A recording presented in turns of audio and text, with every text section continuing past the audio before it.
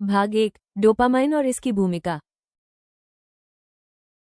Dopamine की गहराई में जाना। परिभाषा और कार्यों का सार। डोपामाइन एक न्यूरोट्रांसमीटर है जो हमें भोजन और यौन संबंधों जैसे पुरस्कारों की खोज में प्रेरित करता है।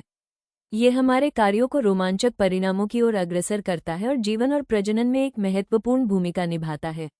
आम भ्रांतियां। कई लोग गलतफहमी में रहते हैं कि डोपामाइन केवल एक आनंद रसायन है। यह आवश्यक नहीं है कि इसके स्राव से आनंद या संतोष का अनुभव हो। अक्सर पुरस्कार मिलने के बाद व्यक्ति एक खालीपन का अनुभव करता है। उत्साह की खोज। लगातार अति उत्तेजना डोपामाइन के अधिक स्रोतों की चाहत के चक्र को जन्म दे सकती है, जिसके परिणामस्वरूप असंतोष और तृप्ति की कमी होती है। व्यक्तिगत व्यसनों पर विचार करने से यह स्पष्ट हो सकता है कि क्या ये अत्यधिक उत्तेजक गतिविधियां वास्तव में खुशी में योगदान करती हैं। अत्यधिक उत्तेजना के परिणाम। उत्तेजक गतिविधियों जैसे वीडियो गेम, सोशल मीडिया के माध्यम से तात्कालिक संतोष की खोज एकाग्रता और उत्पादकता में रुकावट डाल सकती है।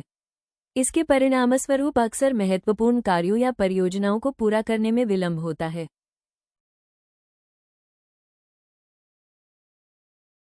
विकास की दृष्टि। डोपामाइन की मुख्य भूमिका जीवन के लिए आवश्यक पुरस्कारों की ओर क्रियाओं को प्रेरित करना है।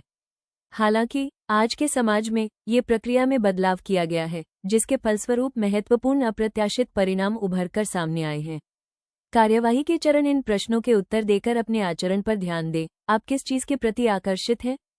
आपकी प्रेरणा के प्रमुख स्रोत क्या हैं? क्या वे वास्तव में आपको आनंदित करते हैं? महान विचार। मुख्य बिंदु। डोपामाइन की भूमिका को गलत समझने से हानिकारक जीवनशैली के विकल्पों को अपनाने की संभावना बढ़ जाती है। आलोचनात्मक व्याख्या। इस अध्याय में इस विषय पर गहराई से विचार किया गया है कि डोपामाइन को अक्सर केवल एक आनंद का रसायन माना जाता है, जो लोगों को संतोष के अस्थायी स्रोतों की ओर मोड़ सकता है। ये दृष्टिकोण अस्वास्थ्यकर आदतों को बढ़ावा दे सकता है, ये सोचते हुए कि सोशल मीडिया या गेमिंग के माध्यम से निरंतर उत्तेजना प्राप्त करना लाभकारी है, जबकि वास्तव में ये सच्ची संतोष के बिना एक लालसा के चक्र का निर्माण कर सकता है।